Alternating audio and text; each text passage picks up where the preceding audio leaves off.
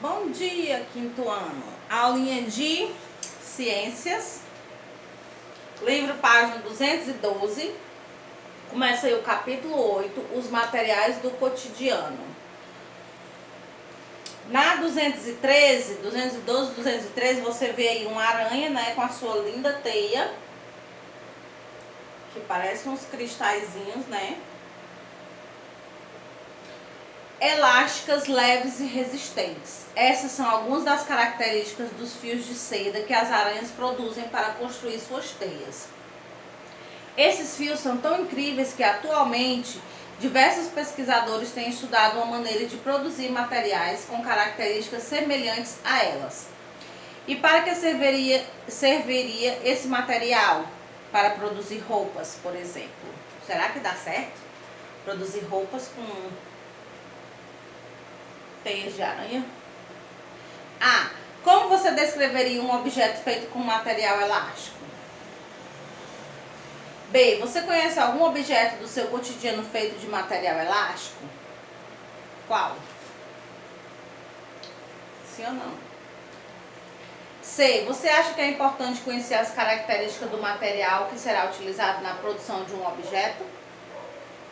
D. Você acha importante a realização de pesquisas científicas para o desenvolvimento de novos materiais? E aí? Que são respostas pessoais. O que você me diz? O que você acha aí sobre essas perguntas? Então você vai pausar o vídeo, vai ler a 214, 215 e 216, certo? Você vai ler todas elas aí. Depois você volta pra gente comentar aí, né, o que tem em cada uma dessas páginas.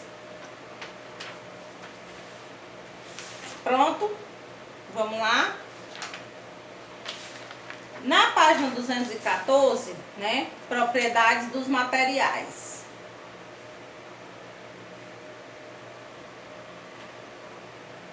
Ela faz aí uma experiência, né?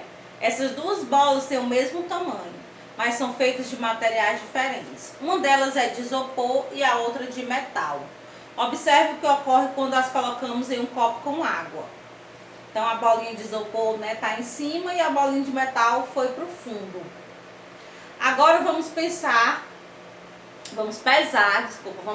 as bolas de isopor e de metal. Notem que, mesmo sendo do mesmo tamanho, a bola de metal tem maior massa do que a bola de isopor. As duas são do mesmo tamanho, com pesos diferentes. Por que tem os pesos diferentes? Porque são feitos de materiais diferentes. O que aconteceu com as bolas quando foram colocadas no copo com água? A bola de metal ela afundou, né? E a bola de isopor flutuou. O resultado que você citou na questão 1 está relacionado a uma propriedade chamada densidade, que relaciona a massa de um corpo e o volume ocupado por ele. Então, se você quiser marcar aí densidade, né? Relaciona a massa de um corpo a um volume que ele ocupa. Então, densidade tem a ver com massa e volume. No experimento realizado por Vânia, a bola de metal é mais densa que a água, por isso ela afunda. Além disso, o metal é mais denso que o isopor, por isso apresenta maior massa. Já a bola de isopor é menos densa que a água, por isso ela flutua e menos densa que o metal. Então tá aí a explicação, né? Porque que um afunda e o outro boia. Ela faz outra experiência, né? Aqui temos dois copos com a mesma quantidade de água. No copo 1, vamos adicionar uma colher de chá de sal. E no copo 2, a mesma quantidade de areia. Uma colher de chá de areia. Então, ela misturou. Note que no copo 1 não conseguimos identificar o sal. Já no copo 2, é possível identificar a areia. O que foi que aconteceu? Por que você acha que não foi possível identificar o sal no copo 1? E por que foi possível identificar a areia no copo 2? No copo 1, o sal, né, no copo 1, porque ele dissolveu na água, ele se misturou com a água, ele se dissolveu na água. E no copo 2, a areia ela não se dissolve, ela não se mistura, né? Então, se tiver sal e areia num copo, você vê a areia, mas você não vê o sal, certo? A propriedade que alguns materiais têm de se dissolver em outro é chamada solubilidade. Então, solubilidade é a propriedade, né, que o material tem de se dissolver em outro, certo? Então, as duas coisas que você vai ver aí, a primeira, que a gente já viu, né, é a densidade e a solubilidade.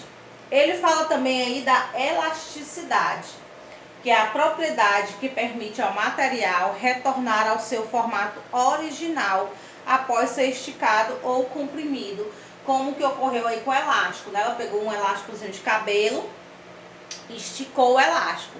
Quando ela soltou, ele voltou ao formato original, ao tamanho original, né? E fala aí também da dureza, né? Materiais têm menor dureza que outros, né? Então, o giz é desgastado ao ser comprimido contra a lousa. Ela pegou um pedaço de giz, né? O giz e foi escrever na lousa. Por que o giz ele risca? Porque ele tem a dureza menor do que a dureza do quadro, certo? Na 216, ele fala sobre os materiais também podem apresentar a propriedade da condutibilidade térmica. O calor se refere à energia que é trocada entre os corpos com diferentes temperaturas. Essa transferência de energia ocorre espontaneamente do corpo de maior temperatura para o corpo de menor temperatura. Aí ele dá aí o exemplo. A panela geralmente é feita de metal, como o alumínio. Ela recebe o calor proveniente da chama do fogão e se aquece.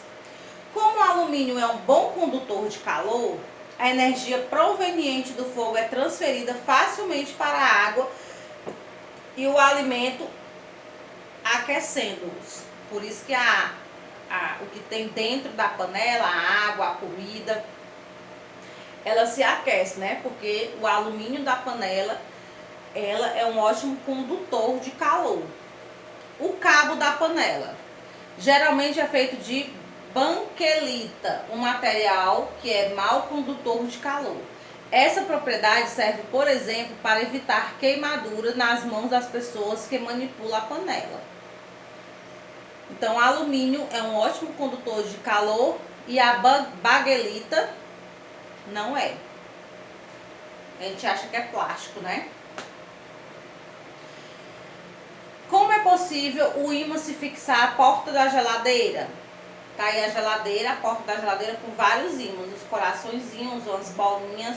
Por que você acha que é possível o ímã se fixar à porta da geladeira? Você sabe? Vamos ver aí. A resposta à questão acima é propriedade magnética. Propriedade magnética. Os objetos feitos com materiais que apresentam essa propriedade, como os ímãs, são capazes de atrair objetos feitos de alguns tipos de metais, como o ferro. Há também objetos como os fios elétricos ligados aos aparelhos eletrônicos, que são feitos de materiais capazes de conduzir corrente elétrica. Essa propriedade é chamada condutibilidade elétrica. Condutibilidade elétrica a gente vai estudar um pouquinho mais na frente, certo?